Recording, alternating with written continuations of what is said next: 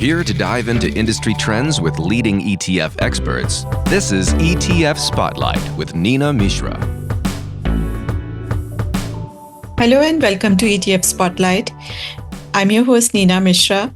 My guest today is Matt Bartolini, head of Spider America's research at State Street Global Advisors. We're talking about the market outlook and some investing strategies for the second half of 2025. Matt, welcome back. Yeah, thank you. Thank you for having me. So we are approaching the midpoint of the year now, and this year began with great optimism for US stocks. And at that time, economic fundamentals looked solid. The AI trade was booming, and the incoming US administration was viewed as pro-growth and investor friendly. Now, let's just say that things have changed somewhat since then. And these days, it seems uncertainty is the only certainty. And you recently released your mid-year outlook, which you aptly described as market in suspense. So we'll talk about how to position portfolios for the second half of the year. But to set this stage, let's start with your thoughts on the market's performance so far and why you still believe there's reason for optimism. I think some of the reasons for optimism just comes down to, if we go back to Liberation Day, that potential for the worst outcome has actually been taken off the table. Not saying that there could be some adverse impacts, but I think some of the fears on that original announcement was that these tariffs and these policies would be significantly growth reducing. And while they still have, this idea of uncertainty, the worst case scenario has been taken off the table. I also think it should be appreciated that what we see from a fundamental perspective is that, earnings growth in the US is still likely to be positive. It's really likely noticeably positive. You're looking at, potentially double-digit earnings per share growth in 2025, in addition to 2026 as well. So from that perspective, there are, reasons to be optimistic. Even again, on a fundamental side, or from the economy's perspective, growth is, still projected to be positive. Yes, it's projected to be lower than trend, but that worst case scenario of recessionary risks has been taken off the table as a result of, the tariff rates coming down, or the proposed tariff rates coming down. So there's still reasons to be optimistic, but I think you need to couch that optimism with some level of cautiousness, because the past paradigm of global coordination that led to sizable growth across the globe, that paradigm has been flipped on its head. And there are some concerns leading into the next year, back half of this year, that investors should appreciate as they're starting to build out portfolios. I read your note on positioning portfolios for the second half, and you say it's no time to be a hero. And when I look at the flows and trading activities in leveraged ETFs, tracking the riskiest stocks, and option-based ETFs, I'm getting those strong 2021 vibes. So it seems some investors, maybe particularly younger investors, are still willing to take on a lot of risk. On the other hand, low cost, ultra cheap, plain vanilla ETFs also continue to gather massive inflows. So let's talk about whether it's a good time or not to take on more risk. I think it's taking on the right amount of risk and understanding the risks that you are taking. So I think, the idea of not trying to be a hero, it's appreciating that you probably shouldn't, just be 100% in equities. And we think about the economic sensitivities of how investors are building portfolios. Right now, you see a sizable amount of inflows still going into US equities and going into equities overall. And when we decompose overall assets in US listed ETFs and mutual funds, we see that on balance, it's roughly 70% into equities and then 30% into the mixture of fixed income and then some other alternative type assets. But what I think there is you're making a very significant bet You're betting that equities will be the best performing asset class. And also within that, you're betting that US equities, because the balance of money is allocated to US equity exposures. And I think it's unlikely that, equities continue to be the best performing asset class writ large over the next couple of years, like they had been in the past 15, just given some of the dynamics at play are no longer there. Again, the global coordination, low rates really spurred, US equity dominance, and, benign inflation and above trend growth. And right now, we don't have those. So I think when thinking about how you express your risk, it's trying to diversify those risk sensitivities. Because right now, that sort of 70-30 portfolio is very biased towards an environment of rising growth and benign inflation. And I don't see that sort of manifesting itself over the next couple of months and quarters. Now, in your note, you recommended some themes, and let's go through some of those themes mentioned in your note one by one. And these themes may serve investors well in the second half. And one of the most important themes, I think, is to move up in quality amid uncertainty in the US. Tell us more about it. I think in this type of market environment, what do we see as some of the principles at play? And while estimates for growth in the US are largely to still be positive, we have seen them being reduced lower. And so there's not as much durability in some of the broad-based earnings as you maybe could perhaps find in the more quality exposure, where those firms have more durable and balanced balance sheets. And I think when we think about moving up in quality, what we're really also trying to say is getting a better balance. And I think balance in a market that has a lot of risks that are imbalanced is really an appropriate strategy to take.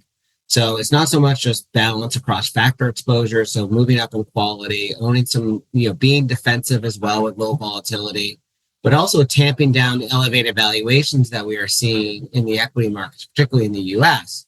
So having a blend of both min-vol, quality, and value can help provide greater balance in the core of your US equity portfolio in an environment where valuations for broad-based equities are extended. They're trading one standard deviation above their historical long-term average.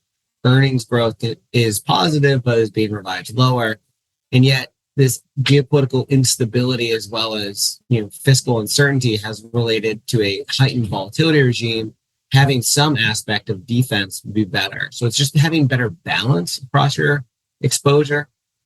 And then, of course, having better balance from a geographic perspective. A lot of assets and equities are allocated U.S. equities.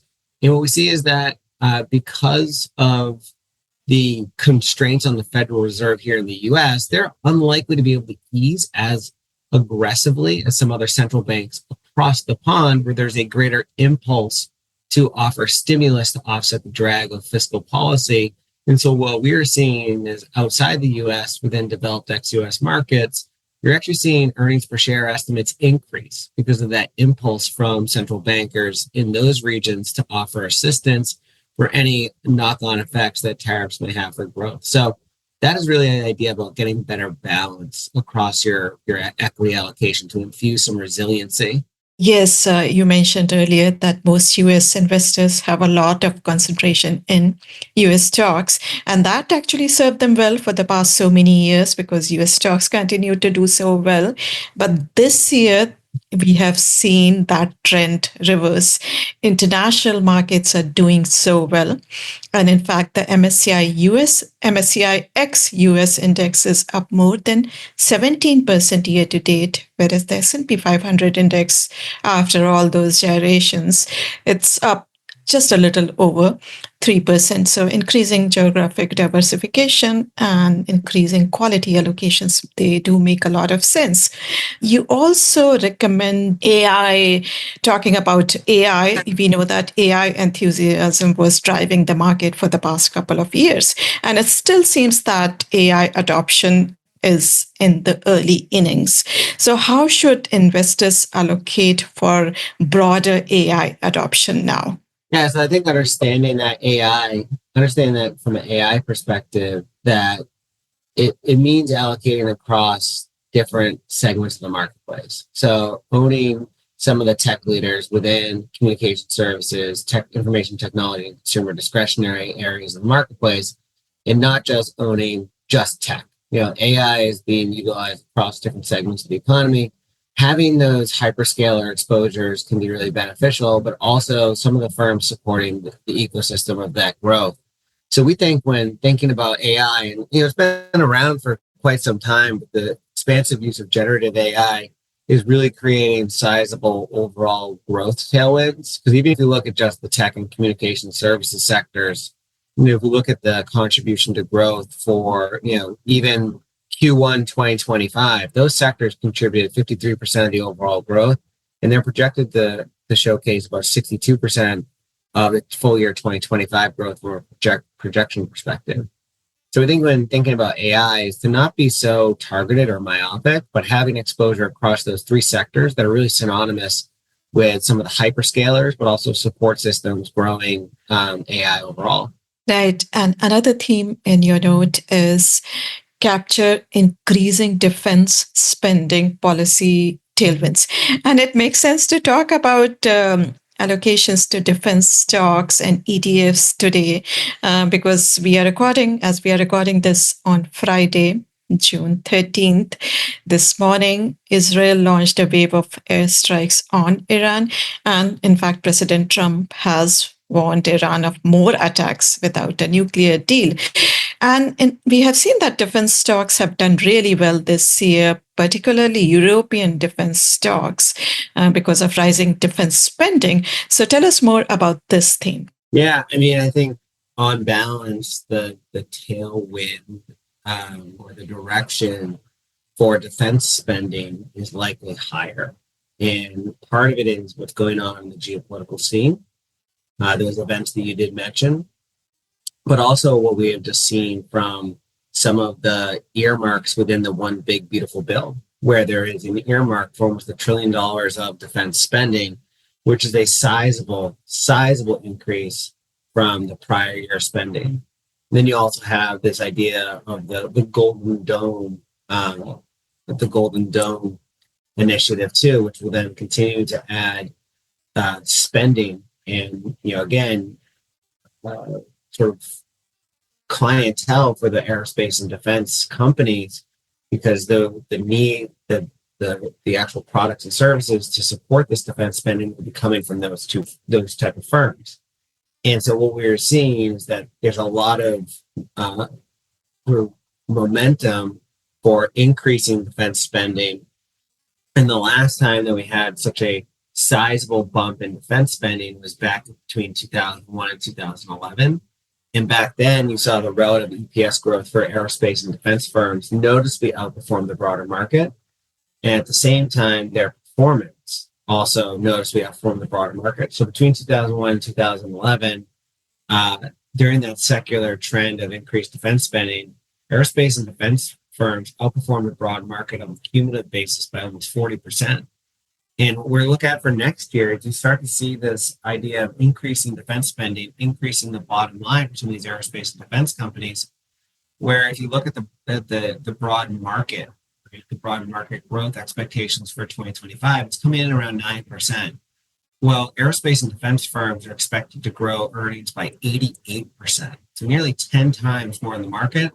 Now, some of that's base effects because they had a weak 2024 on a relative basis, but it is also just instructive and illuminating about how defense spending can be potential tailwinds for the aerospace and defense companies. Another theme that I would like to discuss is diversification. And you recommend diversifying differently to build resilience. And we know that investors have been rethinking the traditional 60-40 portfolio allocation, particularly since both stocks and bonds had a terrible performance in 2022. So they have been thinking about adding some alternatives to their portfolios. And your note, as I mentioned, suggests that investors should diversify differently. Tell us what that means. Well, I think it goes back to something we were talking about at the start of this, where a lot of assets are allocated towards equities. And they're very heavily concentrated in equities, and they're very heavily concentrated in U.S. equities. And so that's a very, growth bias dominant portfolio. And even though you're 70-30 from a capital perspective, from a risk perspective, you're actually more like 94-6. Equities will drive a lot of that risk. And we saw that even just during the Liberation Day sell-off, but you see more historically. So, that 70-30 portfolio, the drawdowns, the equity component has a near 98% correlation to the drawdown of the 70-30 portfolio. So they're very, very well aligned, and you're not really that diversified. And you're actually kind of set up for a Goldilocks environment, one that, largely was what we saw over the last 15 years. You had steady and above potential growth. You had low inflation. You had, in most years, zero rates and significant quantitative easing. You had, globalization was the main trend, pro-business policies where there wasn't that much uncertainty. So now today, valuations are largely expensive. Growth is below potential and falling. Inflation is above target. Fed policy is restrictive at 4%. And you have geopolitical conflict that is significantly elevated. And on a trade basis, we've moved away from globalization more towards modern mercantilism, where the state and the government is actually having a bigger hand in how goods are being shipped around the world and the growth transmission mechanism related to that, right? We don't have as much globalization, which led to widening of profit margins for some of the largest firms. So in this environment where you're a very growth heavy portfolio, but you have expectations, we look at the University of Michigan survey, you see the probability, the expectations of losing a job, that probability is increased. Same thing with price changes over the next 5 to 10 years.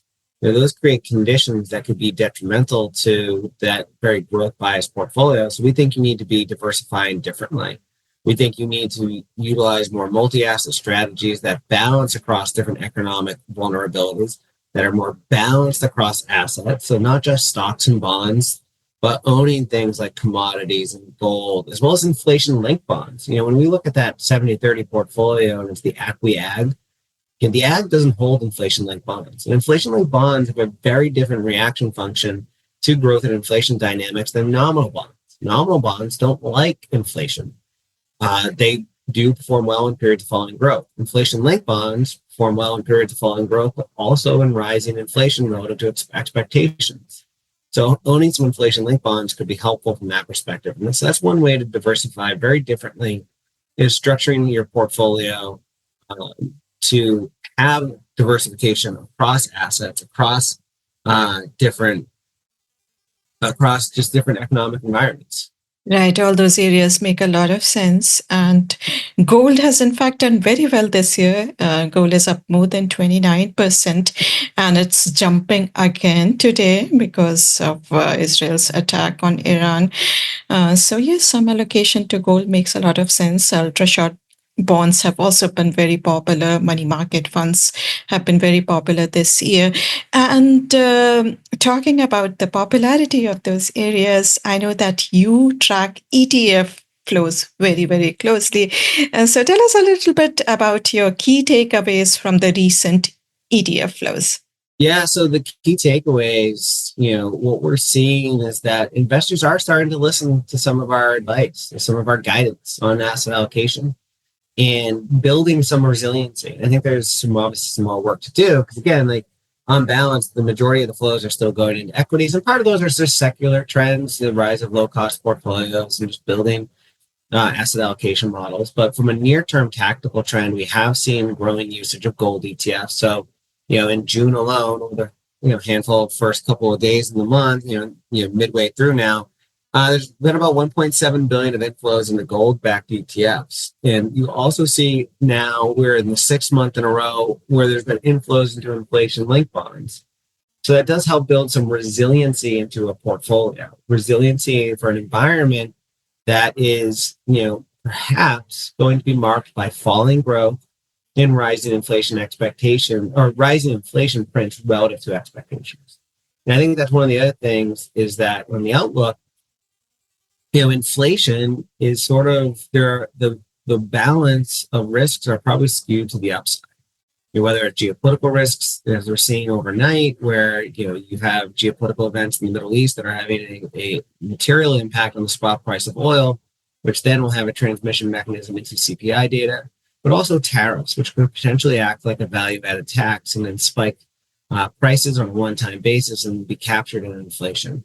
So one of the things also to just think about is how do you mitigate some of that inflation volatility?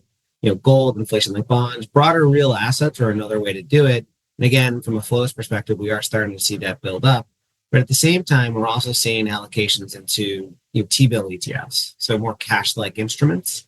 Because in an environment like this, one of the other things about the geopolitical or macroeconomic backdrop is the potential for rising fiscal deficits, where long-term treasuries, particularly the last handful of weeks, have not really acted as the true natural diversifier that many believe, and it's because of a widening of risk premiums. If you look at the treasury premium, the term premium, it has widened out. It is positive now.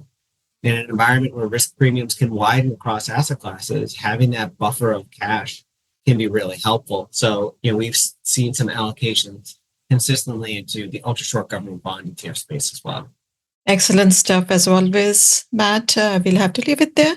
But thank you so much for joining us today and for sharing your insights.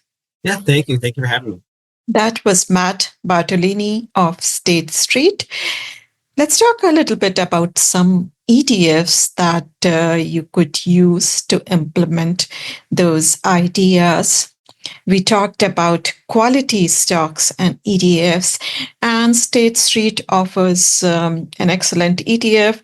The ticker symbol is QUS. It is the Spider USA Strategic Factors ETF, and it tracks a smart beta index that blends low volatility, quality, and value in one single strategy.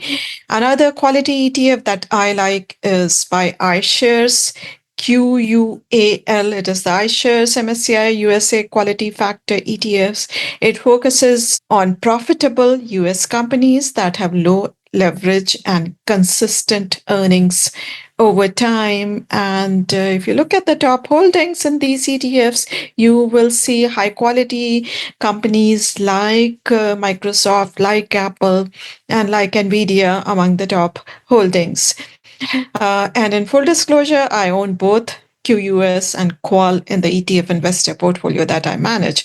Now, talking about positioning for broadening of AI adoption, State Street offers an ETF which provides equal weighted exposure to 35 technology companies. These are tech companies across information technology, communication services, and consumer discretionary sectors. The ticker symbol is XNTK, and it is the Spider NYSE Technology ETF. Another ETF that you could use for equal weighted exposure is QQQE, which just provides equal weighted exposure to all the NASDAQ 100 stocks. And the ETF is by Direction. It is the Direction NASDAQ 100 equal weighted index ETF. And we discussed defense ETFs, and State Street offers an equal weighted ETF. The ticker symbol is XAR. It is the Spider S&P Aerospace and Defense ETFs, and it provides, as I mentioned, equal weighted exposure to defense companies. The most popular ETF in the area is by iShares. It is the iShares US Aerospace and Defense ETF. The ticker symbol is ITA. This is market cap weighted, so you will see that this is very top heavy with a lot of exposure to the giants in the space, GE, RTX, and Boeing. So its performance is driven mainly by those giants. So obviously when Boeing goes down for some reason, the ETF will also go down. So if you prefer equal weighted exposure, then XAR is worth a look. Now, I have discussed gold ETFs earlier episodes as well. So GLDM by State Street and IAUM by BlackRock. These are the lowest cost ETFs that provide very convenient exposure to gold, and they are both physically backed. If you prefer trading, then GLD is the appropriate ETF because of its excellent liquidity, but longer term holding, GLDM and IAUM are much better. Thanks for listening. If you like our show, please leave us a rating on iTunes or wherever you get your podcasts. Make sure to subscribe so that you do not miss any episode. If you have any comments, questions, or suggestions, please email podcast@zacks.com. This material is being provided for informational purposes only, and nothing herein constitutes investment, legal, accounting, or tax advice, or a recommendation to buy, sell, or hold a security. Do not act or rely upon the information and advice given in this podcast without seeking the services of competent and professional legal, tax, or accounting counsel. Publication and distribution of this podcast is not intended to create, and the information contained herein does not constitute an attorney-client relationship. No recommendation or advice is being given as to whether any investment or strategy is suitable for a particular investor. It should not be assumed that any investments in securities, companies, sectors, or markets identified and described were or will be profitable. All information is current as of the date herein and is subject to change without notice. Any views or opinions expressed may not reflect those of Zacks Investment Research as a whole.